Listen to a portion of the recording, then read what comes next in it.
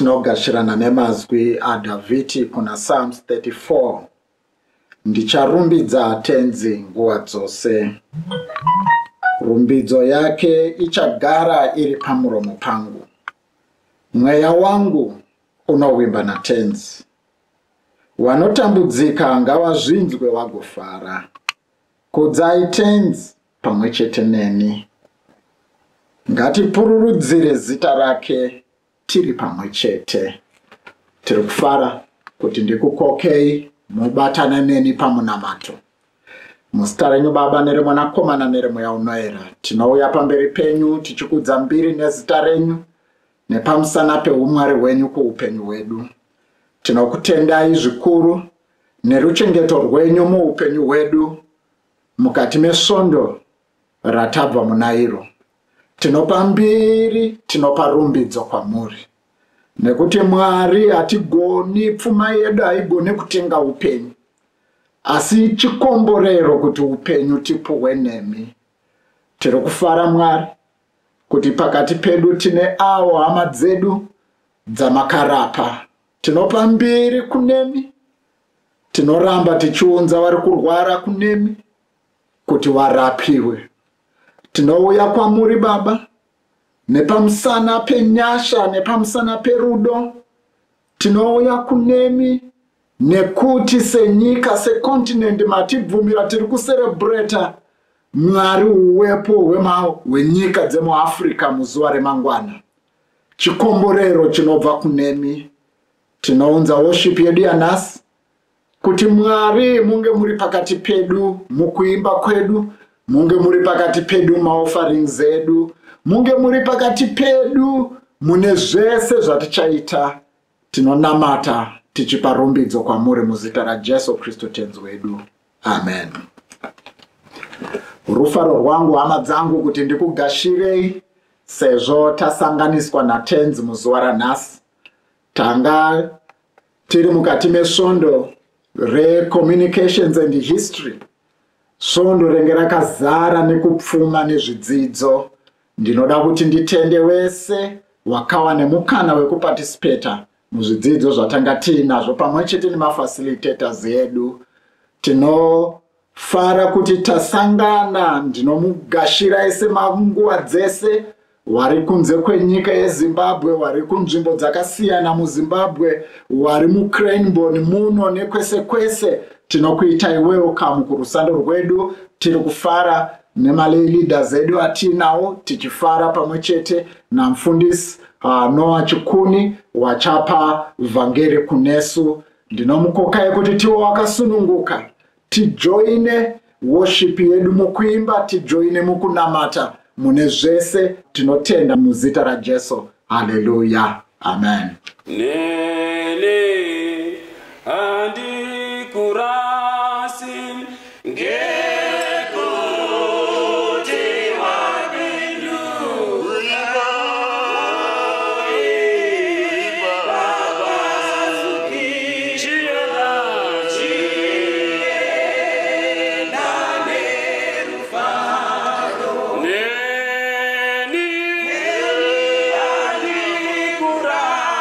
See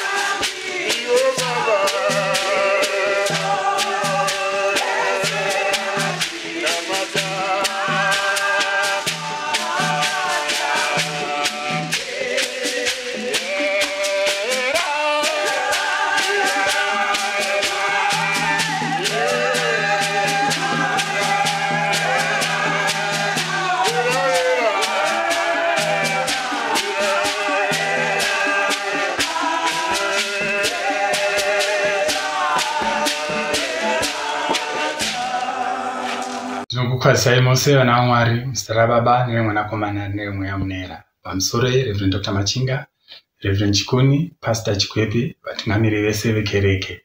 Tichakupai zviziviso zvanhasi. Varwere, mbuya Chiro havasi kunzwa zvakanaka, variko kumba. Winnie Zvomuya, mwanasikana wasekuru nambuya Zvomuya, havasi kunzwa zvakanaka, ari admitted kuParirenyatwa Hospital. Tinoramba tichinamata kuna Mwari vari kumusoro kudenga kuti varape Winnie ariko kuchipatara, mbuya Chiro variko kumba. Matendo. Tinoda kutenda neHistory and Communications Week yedu yakafamba zvakanaka. Tanga tine zvidzidzo zvakapfuma chaizvo, takawa nenguva yakanaka tichidzidza zvichiitika zvakanaka. Tinotenda nemapresenters edu vakatipresentera, Mwari vavaitire zvakanaka. Zvimwe zviziviso. Next week Sunday, musi wa31 May, tichange tine harvest top up. Saka tigare takagadzirira. Tichange tiri kudistributirwa mafigures sekufamba kwatakaita pakick-off yedu, zvinotibatsira tichiona patimire nekuzotibatsira patiri kuita matop up kuti Mwari vatiitire zvakanaka. Musi wechitatu 27 May tinenge tine midweek service nenguva dza6 p.m. tizogara takagadzirira midweek service. Maboards ese ngaagadzirire mareports avo. Takamboudzwa before, ngatigadzirire mareports timasende kuna Church Council Secretary. Musi wa2 June kunenge kune Church Council meeting inenge iri kukurukura mareports aya. Saka maboards ese ngatigadzirire mareports edu takanangana nechurch conference. Ndo paperera zviziviso zvedu zvezuva ranhasi.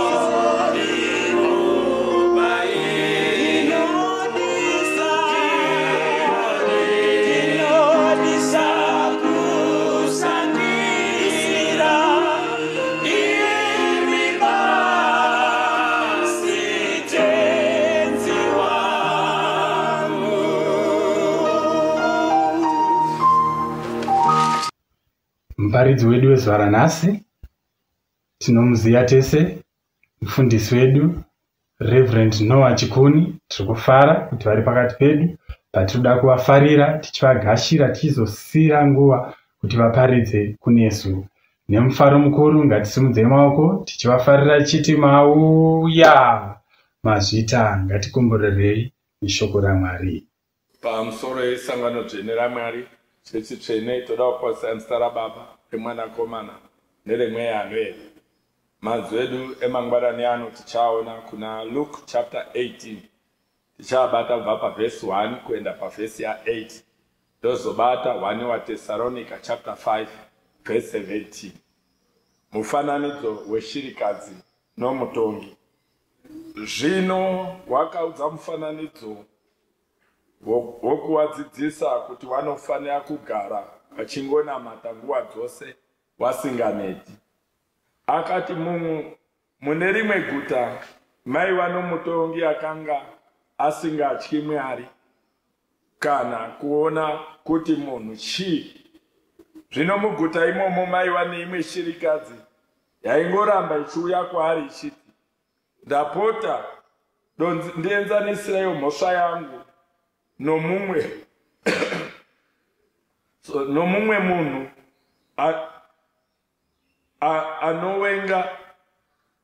anowengana neni. Mutongi uya akambopedza nguva refu asingadi kutonga mhosva yacho, asi pashure akazoti nechemumwoyo, kunyange zvanga zvanga ndisingatyi Mwari kana kuona kuti munhu chii, asi shirikadzi yandinetsa. Regai ndienzanise mhosva yayo kuti izorega kuzoramba ichingonditambudza nokuramba ichingouya kuno. Tenzi akati, dodzwaika zvinoreva mutongi uyu akasarurama. Zvino Mwari haazopembedzi here wasanangurwa wake wanomunamata usiku nemasikati? Uye munoti anononokera here? Ndinokuudzai kuti achakurumidza kwazvo kuvagadzirisira. Asi kana Mwana woMunhu achizosvika, achawana panyika pano paine kutenda here? Thessalonica chapter 1 waTesalonica chapter 5 verse 17. Rambai muchingonamata, Mwari akomborere kuringa kwezu rake ekuti imwe. Amen. Ndandikuda kusimudza nyaya yangu mangwanani ano munguva dzinedzi nenhorwa yatinoziva tose. Chekutanga chandiri kuda kuita kuti dhoo rekupinda pamba pako kuti rivhurike rinoda inozi push. Haundovhuri chete, but unozototora nguva yekupusha kuti rivhurike. Mukati memangwanani ano ndoda kusimudza nyaya yatanga tiri kutaurirwa panguva ineyi yemurandakazi wakaramba ari kuita push muupenyu hwake. Nyaya yangu yekuti push, pray until something happens. Pray until something happens. Ndomusoro weshoko wandiri kuda kutaura mukati menguva ineyi. Ndandiri kubata zvakanaka ndikati pane mutauro unoti kunyarara kunokunda zvose, kana kuti mugoti anopiwa anyerere pamunamato haushandi. Izvi zvose hazvishandi nekuti izwi rako rinofanira kunzwikawo. Izwi rako rinofanira kunzwikawo richitaurawo zvarinoda. Jesu adzidzisa vadzidzi pakunamata, wakati kwete makanyarara but muchibudisa mazwi ekuti Baba wedu ari kudenga.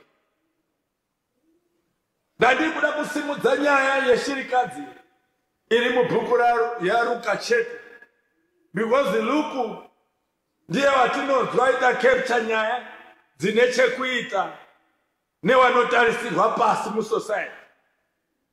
Zvakafanana neishirikadzi. tinoona munyaya iyi kuti tinotsanangurirwa pakunamata kunyange takashoreka sei mumaziso evanhu. Mwari anongotipa zvakaringana muupenyu hwedu. Saka munozwa soko raMwari mukati menguva dzose riri kutaura mune upenyu hwedu, mukabata zvakanaka. Pandiri kuda kuti tingobate, munozoona pana Luke chapter, pana Mateo chapter 7, mukaibata zvakanaka pavhesi ya 7 munozwa soko raMwari kuti kumbirai muchapiwa, tsvakai muchawana, gogodzai muchazarurirwa. Inhorwa iri kusimuka panguva yepush. Kutsungirira pakunamata Mwari anotinzwa. Kutsungirira pakunamata Mwari anotinzwa push. Hazvinei nekuti wakaita sei, but push, pray until something happen. Neiko tichinamata, tinonamata Mwari tichikumbira zuva nezuva, tinomunamata tichimukumbira. Ngeiko tichinamata Mwari, tinonamata Mwari tichimutenda nezvaanenge atiitira mukati meupenyu hwedu. Tinonamata Mwari mukati menguva dzose, tichiita mukati menguva dzatinonamata, tichiita kuti Mwari watibatsire nekutichengetedza nekutikomborera. Ende chinotinamatisa ichocho mapushing factors. Zvimweni zvacho kuva nenzara, zvimwe zvacho kusatova nemari, zvimwe zvacho kutogumirwa nezvekuita, zvimwe zvacho tinoita Mwari unotiita kuti timunamate nekuburikidza nekurwarirwa kana kurwara isusu. Semazuva ano vanhu vari kunamata Mwari kutya kufa, fear of death iriko panguva ine muCovid-19. Asi ndoda kusimudza nyaya yeshirikadzi, munamato wayo waiva wekukumbira. Ndoda kusimudza panguva ine wanga uri wekukumbira. Pane zvaiisunda kuti ende konamata, ende kokumbira kune mutongo. Maybe ndandiri kutarisa pamwe pacho munhu anga aramba kudzosera chikwereti, but anga ine need nacho chikwereti ichocho. Ndandiri kutarisa shirikadzi yakaendesa nyaya yayo kune mutongo wemunharaunda. Takaendesa nyaya kuna Sabhuku, takaendesa nyaya kumadzishe, takaendesa nyaya kumazita redzimhosva. Ndandiri kuona ari kuenda nayo nenyaya yake, achienda achiti ndoda kuti munditongere mhosva yako.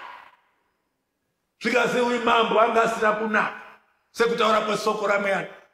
Mambo yanga asiri right, ende anga asikatendi kuna Mwari, but nekuti mukadzi waita persist kuramba achiuya mangwanani, nditongerewo mhosva yangu. Mangwanani masikati, nditongerewo mhosva yangu. Mambo pamwe paakarairwa na mukadzi wasvika gogoi, mambo uripo here kana Sabhuku uripo here, ndauya kutongerwa nyaya yangu. Dzedu nyaya tinoendesa kunani kwatinoti dzapera. Pamwe pacho takaendesa kuna vana mai, pamwe pacho takaendesa kuna vana tete, pamwe pacho takaendesa kuna vana sahwira. Pamwe pacho wasvika ikoko unozoona kuti hazvishandi, watorinawo nyaya dzavo. Unozotoona kuti watonetawo nedzawo dziri kuwanetsa, vari kutoremerwa muupenyu. Asi zwa mangwanani ano, ndikuda kutaura panguva ino mangwanani ano kuti yapo nyaya inoda kuna Jesu, inoda kuna Jesu. Uyai kwandiri imi mose makaneta makaremerwa nemitoro yenyu, ini ndichakusorodzai. Takurai joko rangu pamitsipa yenyu, dzidzai pandiri, nokuti imimi ini ndakapfawa. Ndinozvideredza pamirangariro yangu ipapo. Imi muchagona kuzorora muchiva norugare mumwoyo yenyu. Jesu ari kutikoka, uyai mese makaneta makaremerwa, ndokupai zororo. Tinonamata kuna Mwari kuburikidza nekuna mwanakomana wake atizwe Jesu Kristu. Saka munosozwa Mwari ari kutaura, whatever you ask in my name, you shall be given, so that the name of God shall be praised through me. Munosozwa mazwai muna John chapter 14 verse 18. Tinonamata kangani, tinonamata chiro kangani, kunamata kusvika tachikumbira tachipira. Chirikadzi yakagutsikana, chirikadzi yakaenda kuna mambo ikati, nditokere mhosva hazvinei nguva nenguva, but izwai panguva ine until ndapindwa anzi. Tinonamata kusvika mhinduro yauya, tinonamata kusvika mhinduro yauya. Ngatinamate kusvikira Mwari wati pamhinduro. Tisazoro takatonamata su. Kuna vanhu vanotaura kuti hai ndakanamata. Unozwa mwe anotaura wasi uchanamata. Vari kuti chechi ndoiziva, ende kuna vanhu vanoziva chechi. Ende wakainamata so wakabuda. Mhinduro dzavo dzakatokwana. Hazvinei nekuti tinonamata Mwari kupedzisira mukuguma kwepasi. Ndopatinonamata Mwari. Chirikadzi yakatsunga ati yapiwa anzi. Tinonamata kusvika mhinduro yauya. Chirikadzi yakaramba ichienda kumutongi umwe chete. Hana uchinja watongi nekuti uyu wandiramwa. Hana uchinja watongi nekuti mutongi wati zoya mangwana. Hana uchinja mutongi nekuti mutongi wayo wazi hapo. Hana uchinja mutongi nekuti mutongi asikabatikani naye, wabatikana newamwe. But wakaramba achita persist. Wakaramba achita persist. Ndoda kutaura mangwanani ano kuti push. Hazvinei nekuti nyika yakaita sei, hazvinei nekuti wane makore, but Mwari ari kuti push panguva ine. Push. Chirikadzi yakaramba ichienda kumutongi umwe chete. Isu ngatirambe tichienda kuna Jesu.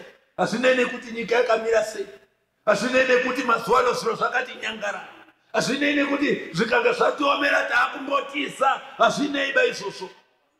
But tinoenda kune mutongi umwe chete atizwe Jesu Kristu. Vamwe takamboenda tikatisa, but takandoonei. Takaenda tikaona zvatakaona, but izwai Kristu ari kuti push. Pray until something happens. Ndauya neshoko rangu panguva ine rekuti push. Paulo anotaura ari kuvaTesaronika.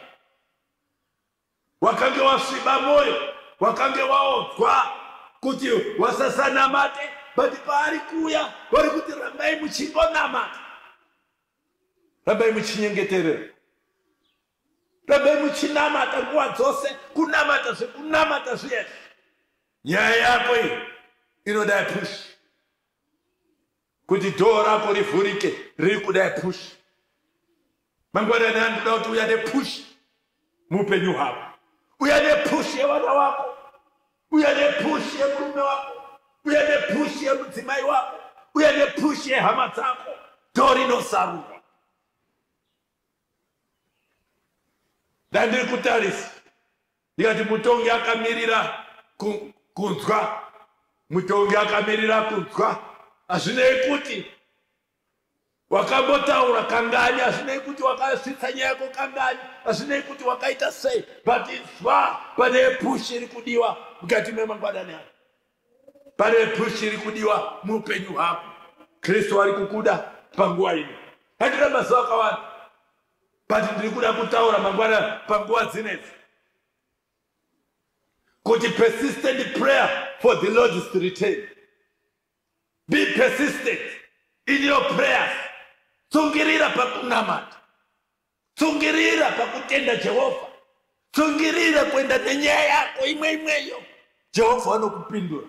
Nerimweni rezuva uchataura makundiro. Don't give up. No, don't give up muupenyu, but ramba uchipusha unosvika. Ramba uchipusha unosvika. Muzuva rineri nhasi push. Muzuva ranhasi push. Zviri kunetsa push. Wahwariwa push. Nyika iri kurwadza push. mabasa ari kushaika, push. Wana wasina mabasa, push. Usina school fees, push. Nekuti parikudai nini newe. Parikudai nini newe. Pray until something happens. In the name of the Father, the Son, and the Holy Spirit.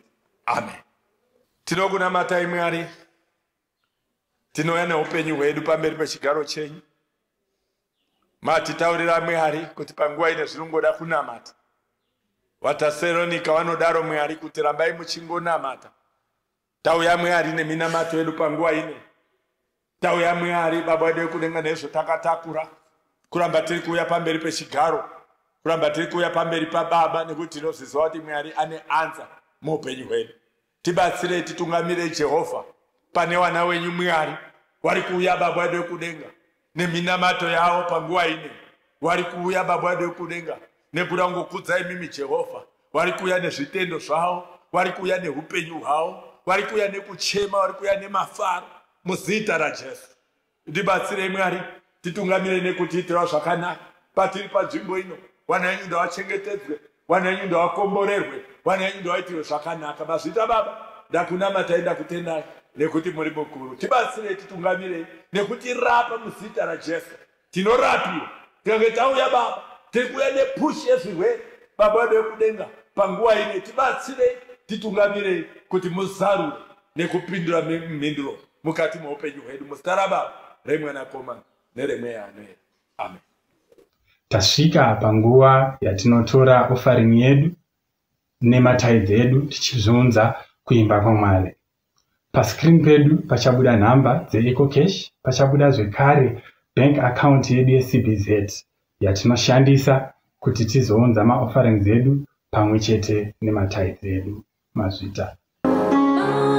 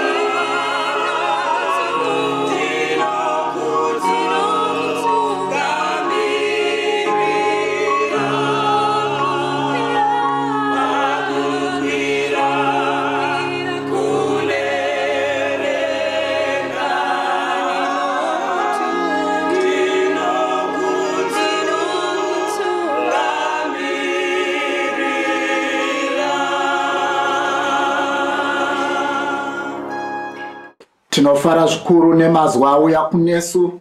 Zvechokwadi tinobvumirana kuti Mwari wataura nesu. Ndinomukokai tiise pfungwa dzedu nemwoyo yedu pamwechete mumunamato. Tinodzoka pamberi penyu Mwari patinozvininipisa pasi pechigaro chenyu. Tinodzoka kunemi tichipa mbiri nezvitendo, nekuti chokwadi tazviona tazvinzwa kuti pamunenge maunganidza vanhu muworship, imi munenge muripo. Pamunenge muri mune soko nawo. Redu soko tarinzwa nhasi uno. Tinokutendai Mwari nekutitsiura, tinokutendai nekutinongedzera, tinokutendai Mwari nezvamunoda kuti tiite muupenyu hwedu. Kudzwai nekuti muri Mwari weupenyu. Tinonamata Baba kuti munozokomborera kunyange namufundisi Chikuni, munozokomborera wanzwa iri soko kwese kwese munzvimbo dzatiri. Iri izwi iri ngarowane nzvimbo muupenyu hwedu. Nepamusana paizvozvo Mwari tinokutendai nevazhinji waunza maofferings awo pamberi penyu ngawo wanokomborerwa. Tinounza awo wakaunza matithe awo kunemi, Mwari ngaagashirike. Pamwe chete neharvest tinonamata Baba kuti ngadzikomborerwe. Pamunogashira mipiro yedu, tinokumbirawo Mwari kuti mugashiro neupenyu hwedu. Tinonamata kuti zvino nyasha dzatenzi wedu Jesu Kristu, rudo rwenyu Mwari nekuwadzana kwemweya unoera, itai kuti zvigare nesu mudzimba dzedu, zvigare nesu nekuenda nesu kumabasa. Nyasha dzenyu dzititungamirire kuti tigare musoko renyu zvino nekusingaperi. Amen.